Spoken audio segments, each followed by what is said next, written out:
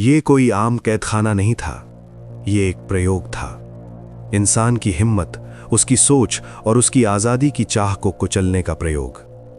Germany के Sagan नाम के छोटे से कस्बे के पास पाइन के पेड़ों और सुनसान जमीन के बीच फैला हुआ था स्टालाग लुफ्ट 3। नक्शे पर यह सिर्फ एक लोकेशन थी, लेकिन हकीकत में ये एक चेतावनी थी। यहाँ दीवारें केवल ईंट और कंक्रीट की नहीं थीं, यहाँ हवा पहरे पर थी। जमीन के नीचे सेस्मिक सेंसर थे और आसमान की तरफ उठे वॉच टावर हर पल निगाहें जमाए खड़े रहते थे। इस कैंप में हर कदम के साथ मौत की दूरी नापी जाती थी। ये जगह उन कैदियों के लिए बनाई गई थी जिन्हें सामान्य नहीं माना जाता था। ये वे लोग थे जो पहले भी भाग चुके थे, जो सवाल पूछते थे, जो नियमों को आखिरी सच नहीं मानते थे। ब्रिटेन, अमेरिका, कनाडा और नॉर्वे के वायु सैनिक यहाँ बंद थे। वे पायलट जिन्होंने आसमान में जंग लड़ी थी और अब जमीन के नीचे दबाए जा रहे थे। नाजी जानते थे कि ये लोग शरीर से नहीं, दिमाग से लड़ते हैं। इसलिए स्टालाग लुफ्ट 3 को अनब्रेकेबल बनाया गया। रेतीली मिट्टी ताकि खुदाई करते ही जमीन धंस जाए। बैरकों को जमीन से ऊपर कंक्रीट के खंभों पर टिकाया गया ताकि नीचे से सुरंग खोदना नामुमकिन हो जाए। डबल फेंसिंग और उनके बीच वार्निंग वायर, जिसे पार करना मतलब बिना चेतावनी गोली। कैंप की दिनचर्या खुद एक हथियार थी। कभी सूरज निकलते ही रोल कॉल, कभी आधी रात को। ठंड में घंटों खड़ा रखा जाना, गिनती में 1 सेकंड की देरी और पूरा कैंप लॉकडाउन। ये जेल नहीं थी, ये एक मानसिक युद्ध था, जहां कैदियों को धीरे धीरे ये यकीन दिलाने की कोशिश की जाती थी कि बाहर की दुनिया अब उनके लिए मौजूद नहीं है।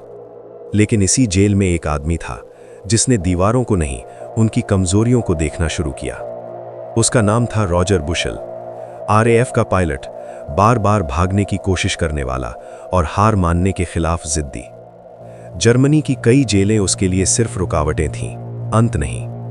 जब उसे स्टालाग लुफ्ट 3 लाया गया तो गार्ड्स को लगा कि अब ये आदमी टूट जाएगा, लेकिन वे ये नहीं समझ पाए कि कुछ लोग कैद में टूटते नहीं हैं, वे और ज्यादा साफ सोचने लगते हैं। नॉर्थ कॉम्पाउंड के भीतर धीरे धीरे एक खामोश नेटवर्क तैयार हुआ। कोई गार्ड्स के पैटर्न गिन रहा था, कोई वॉच टावर के ब्लाइंड स्पॉट नोट कर रहा था, कोई बैरकों की लकड़ी की गिनती कर रहा था। न कोई नक्शा, न कोई कागज, सब कुछ याददाश्त में। इस योजना का नाम रखा गया एक्स। एक सुरंग नहीं, 3, टॉम, डिक और हैरी।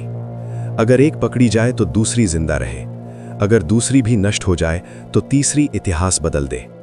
सुरंगें इतनी गहरी खोदी जा रही थीं कि जमीन खुद उनकी मौजूदगी भूल जाए। मिल्क पाउडर के टिन्स से वेंटिलेशन बनाया गया ताकि सुरंग के भीतर दम न घुटे। चोरी की गई तारों और बल्बों से हल्की रोशनी जलाई गई, इतनी कि काम हो जाए लेकिन बाहर से कुछ न दिखे। बैरकों के बिस्तरों से लकड़ी निकाली गई और उससे सुरंगों की दीवारों को सहारा दिया गया। हर चम्मच मिट्टी एक अपराध था, हर रात एक जोखिम। सबसे बड़ी समस्या थी खुदाई से निकली रेत। उसका रंग ऊपर की मिट्टी से अलग था।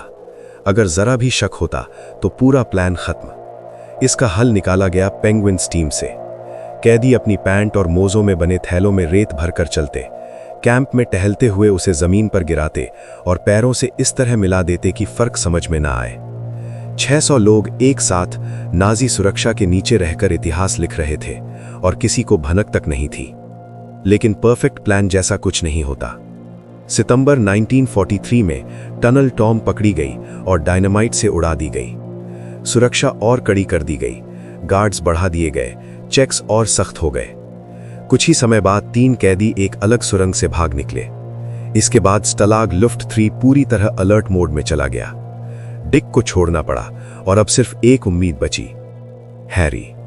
मार्च 1944 में सबकी निगाहें एक ही चीज पर टिक गईं। सही रात, बादलों से ढका आसमान, बिना चांद की घनी अंधेरी रात। 24 मार्च को रात 8:45 पर पहला आदमी सुरंग में उतरा। एग्जिट खुला, लेकिन जंगल में नहीं, खुले मैदान में। गलती हो चुकी थी, लेकिन अब वापसी का रास्ता नहीं था। सुरंग इतनी तंग थी कि एक आदमी को बाहर निकलने में कई मिनट लग रहे थे। समय फिसल रहा था, अंधेरा दोस्त भी था और दुश्मन भी।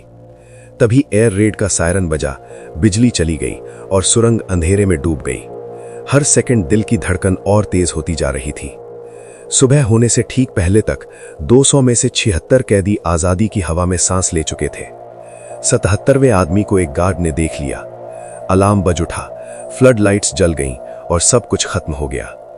जिनकी बारी नहीं आई थी उन्होंने सबूत जलाए, कपड़े बदले और चुपचाप अपनी जगह लौट गए।